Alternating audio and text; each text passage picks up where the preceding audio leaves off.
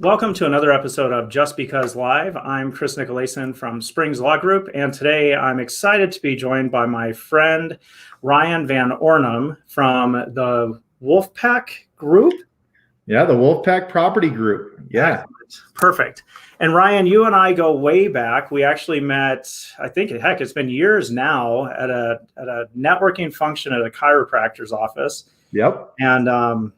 And it's funny sometimes. I was talking to a friend of mine earlier this week saying, I'm a big believer that we meet certain people in life, at certain times for a reason. And then so we end up meeting you there at that function.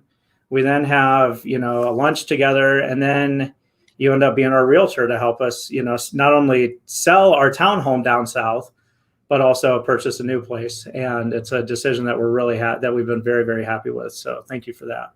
Well, I was just proud to serve and take care of you through that whole transaction and both sides of that process. So that's what we care deeply about, is taking care of our clients at the highest possible level.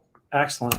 All right, Ryan. So let's have you tell us your story. Tell us how you got here in Colorado Springs doing what you do. So if you can, I'm going to give the floor to you for a bit and give us your background and tell us about who you are. Man, I've kind of been all over the country because of the military and stuff, but I grew up actually in Sacramento, in a little goat roper town just north of there. So it's a little town called Rio Linda, and I grew up there and went into the military when I was about 20 years old, and right before 9/11. So the gray hair tells you that I've been around the block a little bit. Right. But I was combat communications and worked setting up satellites and telephones and stuff like that. And then didn't really have a passion for that, so I didn't stay in the military after those 4 years. I got out honorable discharge, and then decided to go into teaching and coaching. So I actually transitioned out and was a college volleyball coach for a couple of seasons. Oh, wow. And at Eastern Washington University. Go Eagles. Oh, wow. That's awesome. Yeah, definitely. We had the red turf up there for football, and then for volleyball, we were the Big Sky champions both years I was an assistant, so that was fun. And then finished up my degree at Northern Colorado. Okay. Moved down to Greeley. Go Bears. I got a lot of these go places, okay? Mm-hmm.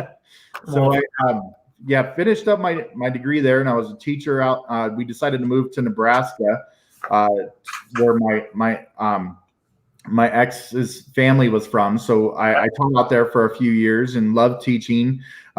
Did not enjoy the bureaucracy of teaching just as much as I did not enjoy the bureaucracy of the military so much. So. Okay. That was the reason why I stepped away from teaching that way and went back into DOD a little bit. And I ran a couple youth centers, set up sports programs across the country, whether it was in Texas or North Carolina. And my last spot was here at the Air Force Academy. And I actually ran the youth center there. And I like I said, the bureaucracy, I've never been one to have a fondness for bureaucracy.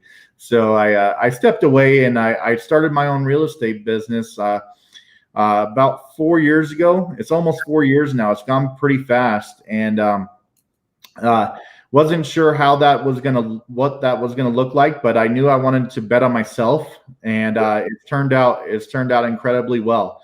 It's been a life changer. It's been, there is stressful, but I can control the stress in this situation because, I'm the one handling the transaction instead of being told, this is the way that you have to fit that round peg into that square hole and make it work.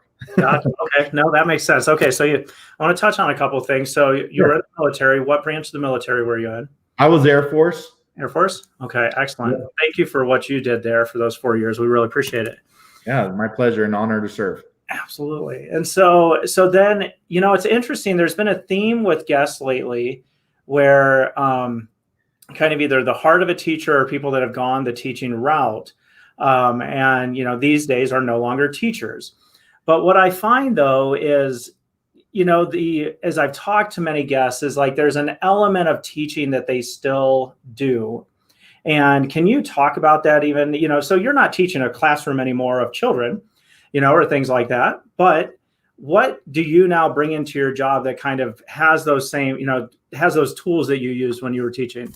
Most definitely. So actually, my real estate business is out of Keller Williams Partners here in Colorado Springs, and for years I taught in the market center. I always have that servant's heart, that way to educate. I still love to do that. I love to see that growth.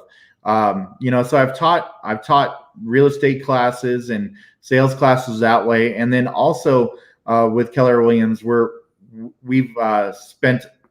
Gary Keller's actually spent like $1.2 billion of his own money in putting together a whole artificial intelligence platform. Wow. And I've actually helped teach that across the state of Colorado in the last year or so. So, and how to implement that into your real estate business. So I'm very passionate about still helping people. And then the other side of that is, tutoring and mentoring, whether it's my agents on my team or the clients, and being able to walk them through the process and help them feel, less stress, because that's my job, is to take on that stress and then mentor them through that. So then they feel, if you give them greater transparency about how that is going on, then they are more empowered to be able to take control of that, particular part of the process. So, just as we walked you and your lovely bride through the whole process, absolutely, that's what we do with everybody else. Right. And hold on, I do want to give a shout out, and I'm pretty sure, so that is one of the, so Keller's got a great book, for those of you that may not know, called The One Thing, that I'd highly recommend. It's just a fabulous book, and it helps anybody out in business. Highly recommend that. And so, but I think it's an interesting thing then too. So, and you mentioned stress, and I mean, what we do here, it can be very, very stressful. And one of the things we want to do, similar to what you're saying, is we want to take that stress off of you as much as possible. And I use that word empowerment a lot, right? We want to empower you, through education, through educating you on what the process looks like and things like that. So talk to me then too about, how do you go about, because I remember, both selling and buying, and that, honestly, Ryan, at times was not very fun. And yet the end result was great, but yet that middle area kind of got gross at times. And so how do you kind of help people like go through those ups and downs of that process? So the first thing we do is really take into the account what my clients are feeling. Be as empathetic as possible.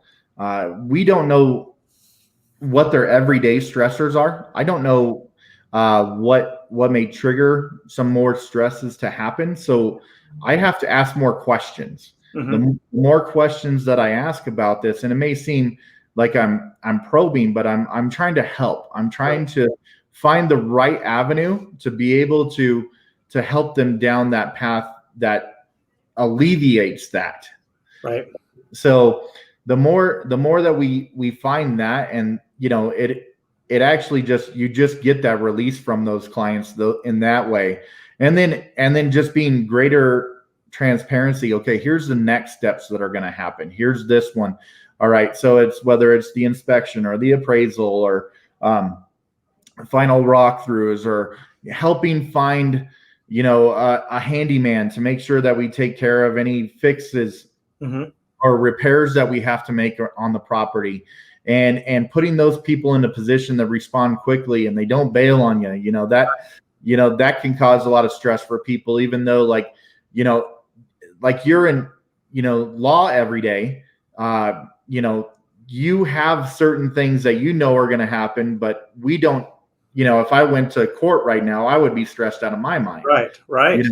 But if I can give you, okay, here's what's going to happen and here's the process, that alleviates a lot of that. And then being able to follow up, and just that level of communication, I try to bring as much as I possibly can, good or bad. There's times that, even bad news is going to help alleviate, because we know where that path is going to take us. Right. Absolutely. Wow. So you hit on a lot of things that, that we have, like even just within our core values. You're touching on these key points on communication, transparency, And one thing I want to touch on here too, is I can attest, you were definitely, people or client focused when you helped us both sell and buy. And then the interesting thing within our core values, we have that we're family oriented and people focused. And I know you as somebody, so I'd like you to tell everybody too that's out there watching, about some of your, what I would call your junior agents that you put out on social media, things like that, because I think they're some of the rock stars and foundations of the Wolfpack Property Group. So they are the Wolfpack Property Group. And the reason why people may not know this, but I changed the name of our team from the Van Ornum home team to the Wolfpack Property Group. And part of that was is about the integrity of the team and how whether it's my agents or whoever is a part of this group is more a part of it. And the reason being we named it the Wolfpack was everybody has their struggles. Mm-hmm. And, unfortunately I went through a divorce, 5 years ago. And I told my kids, no matter where you go, no matter what you do, you will always be my Wolfpack. Mm-hmm. And I live that every single day. And one of the things that I will say is my kids are my big why, my vision of what I want to accomplish and where I want to get to. And that family atmosphere and client based. The Wolfpack, if you ever watch the nature shows, I love that piece because like the alphas are in the back overseeing everybody. Right. And then the betas are the strong wolves out front leading the pack. And then you have your omegas in the middle, the babies and the older wolves. Yep. So, but they all hunt with precision. And it's the same the way that we run our real estate business. I have to oversee everything and manage and coach all of my agents up.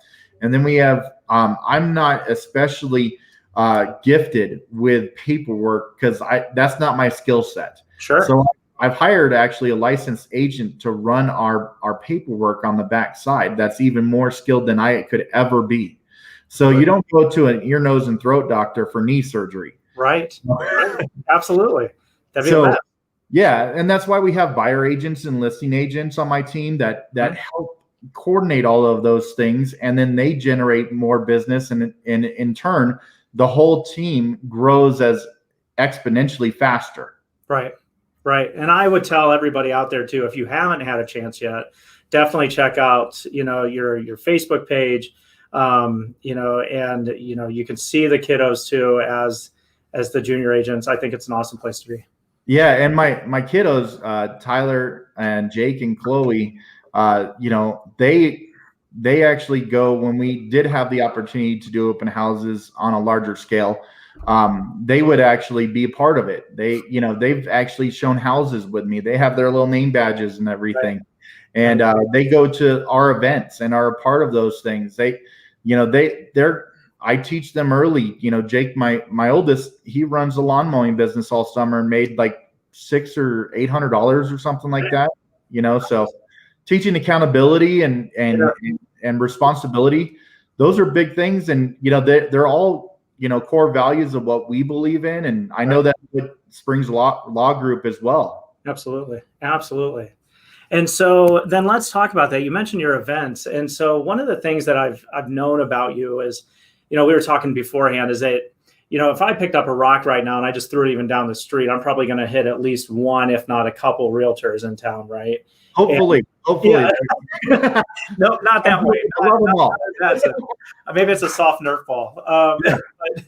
But there's a realtor out there everywhere. So somebody puts a post up on like one of the, North Springs Mamas groups or Facebook groups and asks about a realtor. There's like a listing like this on there. And within 12 minutes. Yeah, it's unbelievable, right? Yeah. And so what things then, like the events, do you do to give that like wow customer service experience or that wow experience as you're kind of going about your business? Well, the first thing that I want to kind of say is like, in a real estate transaction, and Chris, you know this, there's about 180 to 200 tasks associated with the whole transaction, the whole process. So if you think that one person has that skill set, then that's going to be able to do it on their own. That's going to be, I'd say that's far-fetched. It's not impossible, but it's far-fetched. Right. The second piece of that is having people that are better than you and trusting that they are, going to be able to take care of that process, and then helping them, holding those agents accountable to make sure that they do their job at a higher level. Right. And then the third thing is going above and beyond. And, it's like, the Motel 6 version versus the Broadmoor version. So, it could be as simple as, if you're showing buyers on a hot day, like it was, believe it or not, yesterday. Absolutely. Having ice cold water, that could be something of night that's nice to do, right? Yeah. The next level of that is not just having ice cold water, but like asking them what their favorite beverage is, and then having that every time that they show up. So personalized service to everything like that. Or the other things that we do on like a listing side that we've added to it is that we have a full-time state or a stager that's available, so that we pay for that, so we don't upcharge those. Oh, nice. And then on top of that, paying for all the photography, high definition, the drone, all of that stuff. We have a photography team, a part of our team as well. Oh, and great. Then, like you hinted on, was the events.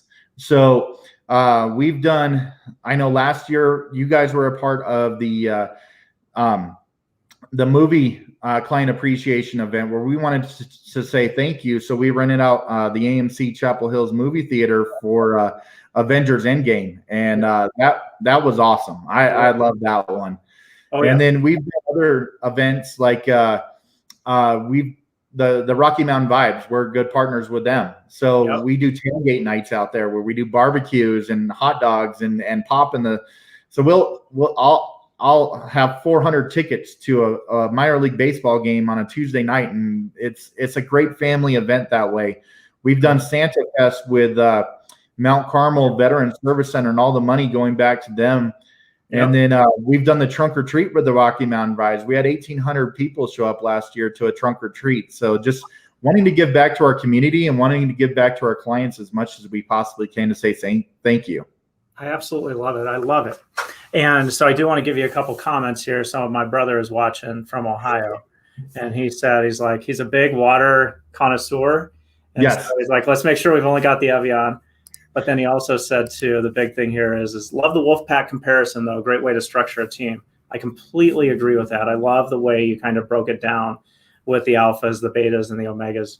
It was absolutely brilliant. And you can see you're passionate as you're doing it, and it's just something that I think exudes, from you. I can tell you there were personal touches that you gave us. I'm a Capitals and a Nationals fan from DC, and I now have a cutting board that's got both of those teams inlaid in it from you, and it's still in my house. It's not just sitting in a drawer somewhere hiding away, and it's not just food or something that I've eaten that's gone away. It's something that we still have in there. That's means a lot to us, and so we really appreciate those little touches. The personal touches actually go a really, really long way. Most definitely, and it's because we care about those people, and we want to see, our goal is to be a. And here's the thing, you told me that a stone's throw and you'd hit 3 or 4 agents. Right. My thing is this, I want to raise above the moniker of real estate agent and become a wealth builder for people. Nice. So, and the best way that you can, in my opinion, the best return that you can find in a lot of circumstances is through real estate. So it's more than just buying a residential property and living in it, and then having those memories. Those are fantastic. Sure. But it's creating opportunities with that. So using that equity, and then we've gotten into building where we have investment groups and different opportunities like that. So you start with that equity and you utilize it for other things and leverage it. I mean, it's amazing what that can do and really build the wealth and the quality of life for your clients moving forward. Absolutely. I can tell you I'm a testament to that. I completely agree with you. We were talking about the state of the homes right now. So can you tell us then too, like as of today on September 8th, 2020, is Colorado Springs in a buyer's market right now, a seller's market? Where do you see it at, like as of right now? So I knew you were going to ask this question. This is something that I ask myself on a daily basis. Mm-hmm. I would say actually both. Okay. Okay. It's a good middle answer, Ryan. No. Yeah. So the reason being that it's a seller's market, obviously, is low inventory. We're at almost historic lows right now for inventory.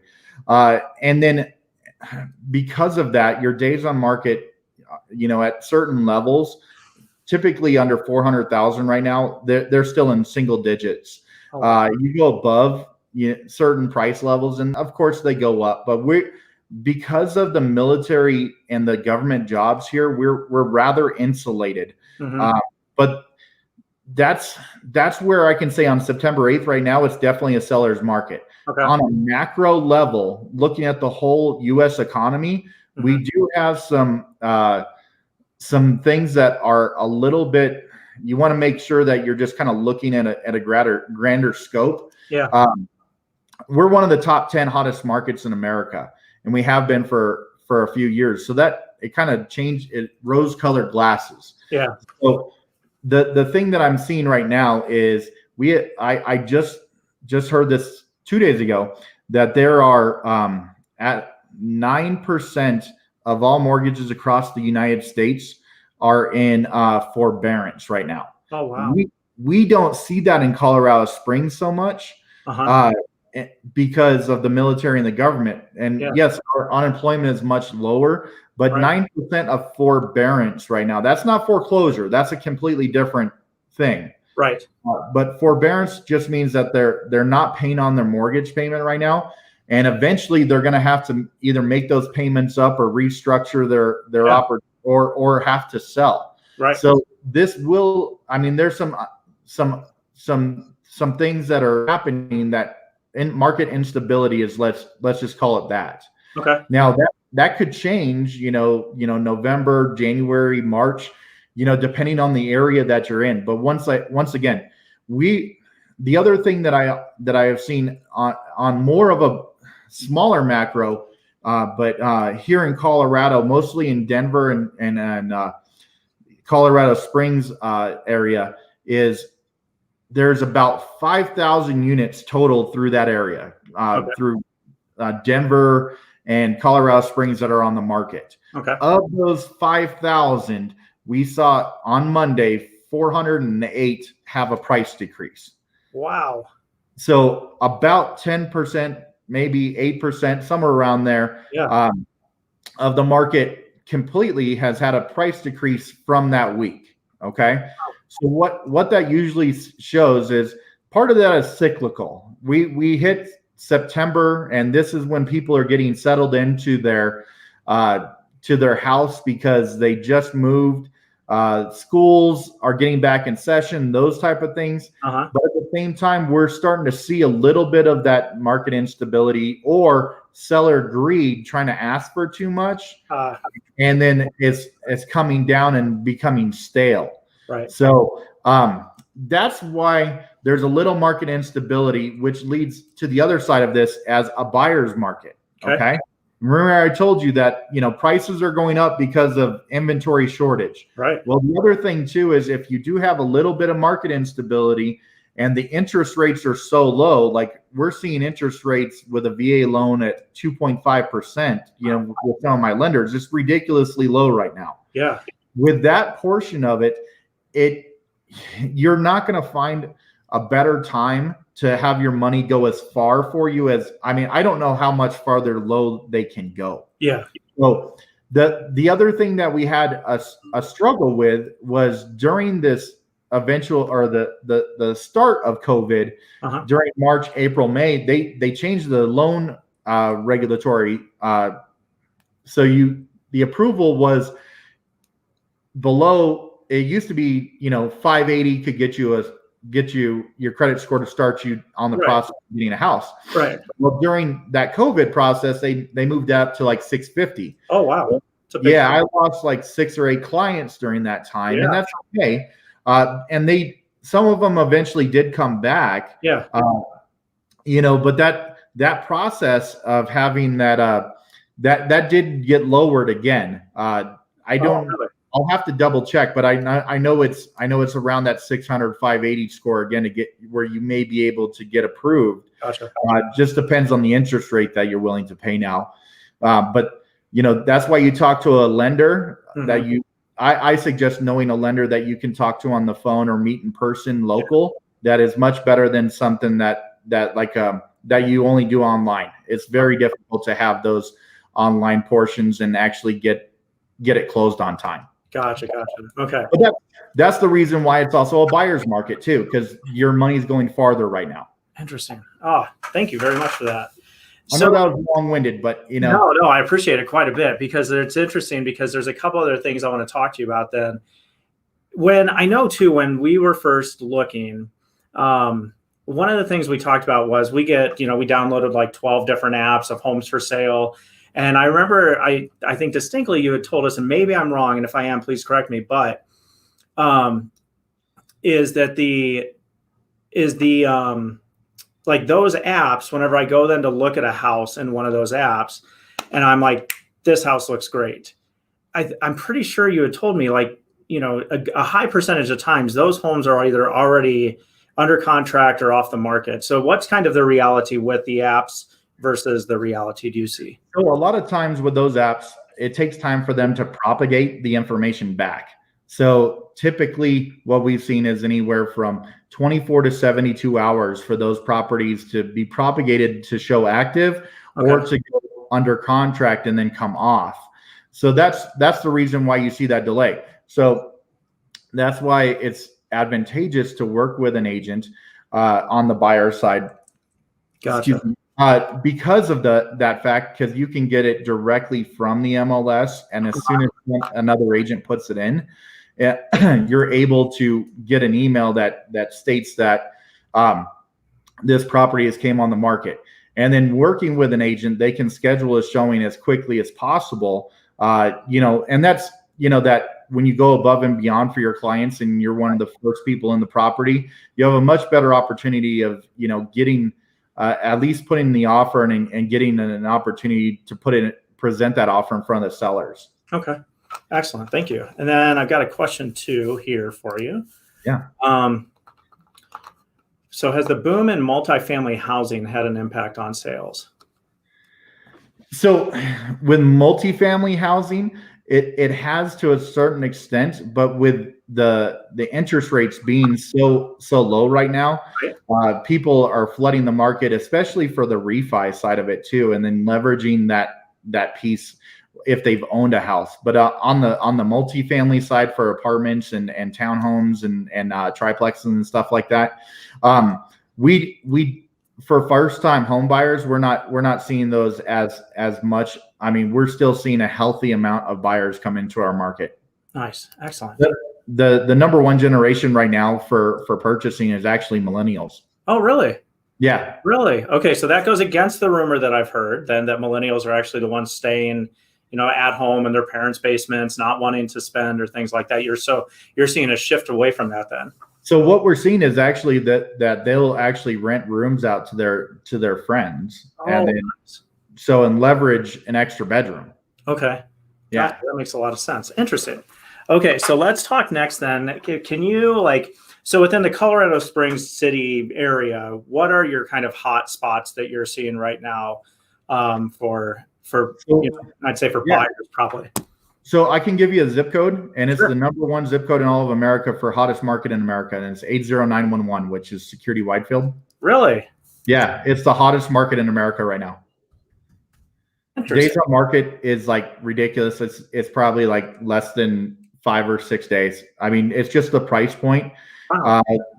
We have a lot of first-time buyers and a lot of investors going in there to purchase and rehab, and it's actually transforming the community down there. Interesting. That is awesome. Very cool. Yeah. I did not know that. Yeah. So then next to, I want to get your perspective then on some tips that you would have on both sides. So if I'm somebody looking to sell my house, what are a couple tips that you would, kind of give to me to get ready? So if I called you up and said, hey, Ryan, I'm looking to sell my place. What do I need to do to get my place ready? And then after that, I'll ask you the next one. Okay. First thing you need to do is actually be honest with yourself. Okay. Okay.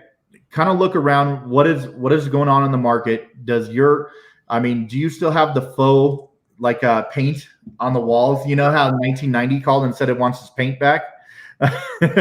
you know, Right. paint is the easiest way to change that. Uh-huh. Carpet, it's easy to change. That's the cheapest thing to do is change out. So if you have pet stains and stuff like that, carpet and paint will do wonders for people.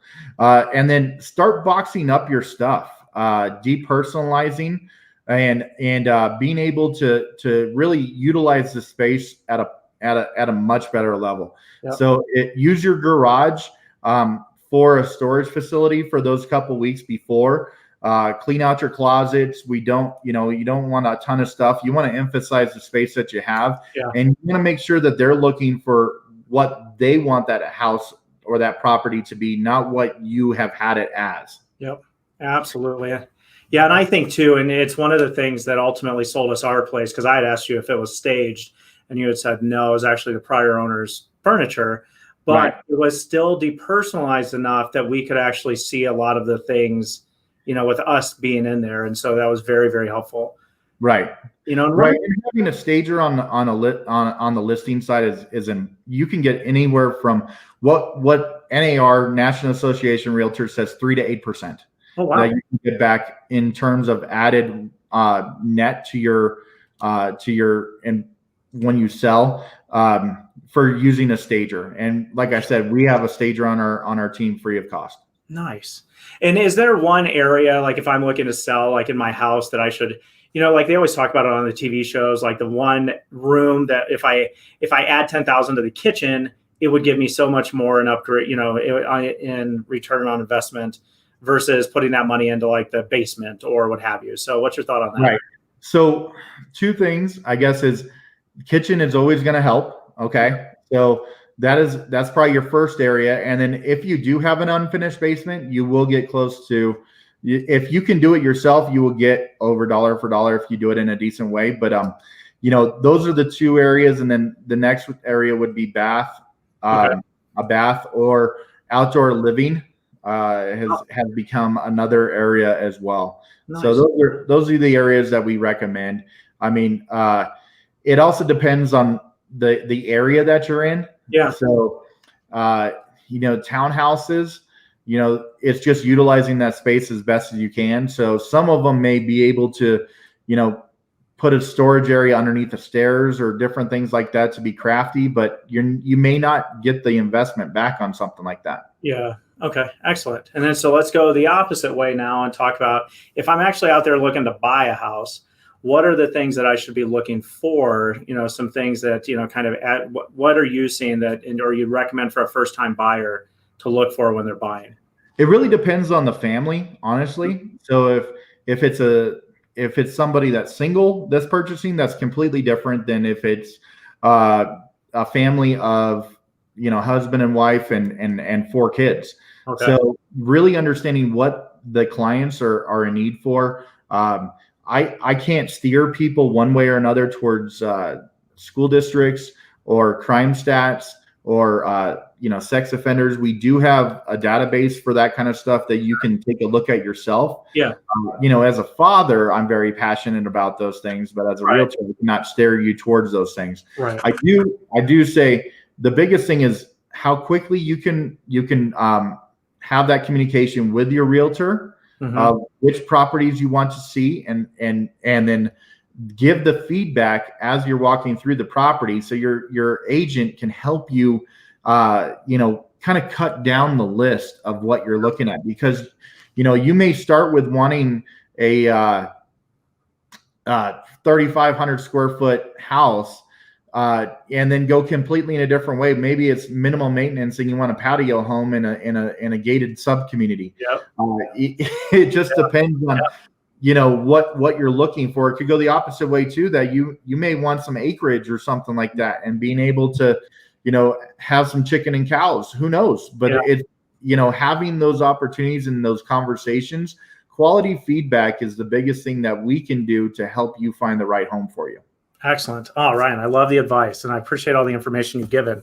Okay, so we're at about 35 minutes right now, so I'm going to start winding down. I appreciate Sure. all of your information. The value that you've provided, I think, is absolutely incredible. So, hopefully, too, people see that it's not just somebody out there trying to get a deal done and just move on. We've had a relationship well beyond the sale of the house. And so I think it's something, too, where you just bleed that heart of a teacher, somebody out there that's really wanting to help people, kind of both either, sell their home or move into that place that they've always dreamed of. And so I think it exudes from you there. So thanks for all you do. Of course. My pleasure. Absolutely. Okay. So I always end with 2 questions. So the first question I have is, what is your favorite place in Colorado? So, my favorite place in Colorado would probably be Ouray. Okay. I went out there a couple weeks ago and I just kind of fell in love with that place. It's pretty amazing. The other place that I can kind of think of, I just, love being around Garden of the Gods and being able to take my kids there and stuff like that. It's just a great spot, and what a great place we live in, right? Absolutely. Absolutely. And it was actually, it was my guest last week who owns a bicycle hotel over by Garden of the Gods. It was her by far. She's like, one piece of advice that she had was, she's like, if you live here, start living like a tourist, because I see all these tourists that actually go out and do all these fun things. And yet we're here day in and day out. And a lot of us we live about our lives, but we don't go and actually experience all that Colorado has to offer. Painted minds, man. Just go out and go take a look at it. Just stunning. Absolutely. Yeah. Okay. And then next, if you were not a realtor, what would your dream job be? Actually, this is one that's interesting because like I've tried a lot of things in my life. I actually tried it when I was 12 years old. And I actually went to sportscaster camp when I was 12 years old and met Bob Costas. Nice. Oh, that is awesome. I would have loved to be able to be a radio baseball broadcaster. That would have been cool. And then, just that would probably be one of my dream jobs, to be able to I've always been, one thing that I love is seeing how humans actually push themselves, whether it's, fellow real estate agents and what we do, whether it's, Springs Law Group and what you guys do at a high level. Yeah. The Rockies players, some can debate if they're playing at a high level or not, depending on the day. Depending on if they're playing the Dodgers. Yeah. Exactly. Or the Nationals. I remember that game too. But I love the way that humanity pushes itself in different ways. So, being able to articulate that on a radio broadcast, that would have been cool. Oh, that's awesome. Very cool. I like it a lot. Okay. And then I want to thank you for coming on. I'm going to leave you with the last word here. So just feel free and give the audience just any thoughts that you've had, anything, kind of positive or uplifting, and we'll close out with that. The floor is yours. So I got 2 quotes for you. Okay. The first one is, I can't attribute this to anybody, but I heard Tiger Woods say it one time, and it's, do you have the courage to make a difference? And that's always resonated with me because, it's difficult to go out on your own and make a difference and, run your own business and stuff like that. But, if you have a good heart, a servant's heart, and I try to work with as much integrity as I can, that do you have the courage to make a difference? And then the last piece goes back to my Wolfpack. And the quote is, the strength of the wolf is the pack, and the strength of the pack is the wolf. Nice. So, I think that's a fair way to end it. All right, buddy. All right, man. Well, we will close out with that. Ryan, thank you so much for coming on, and have yourself a wonderful day. Thanks, everyone. Thank you so much, guys.